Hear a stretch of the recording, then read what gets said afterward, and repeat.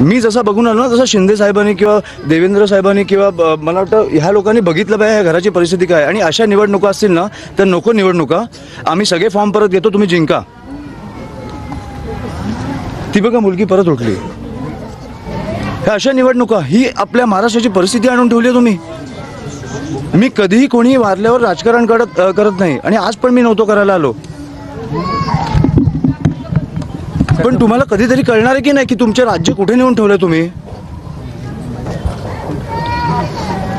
मला वाटतं आपल्या सगळ्यातला एक माणूस जागा झाला पाहिजे आणि ह्या गोष्टींचा विचार केला पाहिजे.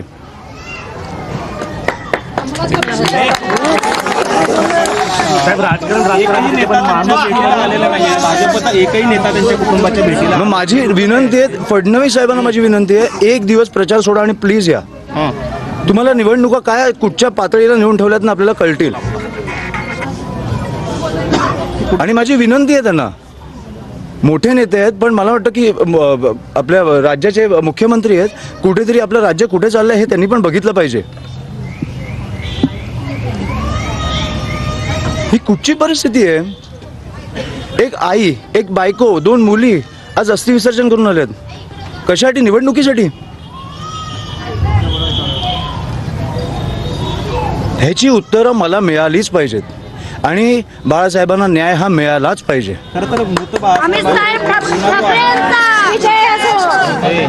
बाळासाहेबांवरती देखील गुन्हा दाखल झालेला आहे आणि त्यांच्या कुटुंबियावर क्रॉस कंप्लेंट जी आहे मी मला वाटतं फडणवीस साहेबांना जाऊन भेटणार आहे. मला इकडे CP कोणाशी बोलायची गरज नाही आहे. फडणवीस साहेबांनी मुख्यमंत्री म्हणून मला एक 10 मिनिटं द्यावी. मला सगळी परिस्थिती त्यांच्याकडे मांडायची. मला वाटतं एक दिवस सोलापूरला येऊन ते जाऊ शकतात.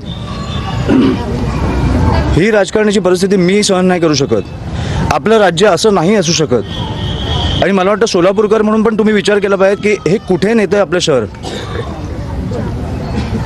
बाकी सगळं ठीक आहे, 70 ठिकाणी तुम्ही जिंकला, बिनविरोध जिंका, मजा करा. पुढे 5 वर्ष 10 वर्ष रस्त्यांची वाट लावा, सगळं करा. खून नाही झाले पाहिजेत. तुम्ही खुनापर्यंत पोचताय आता.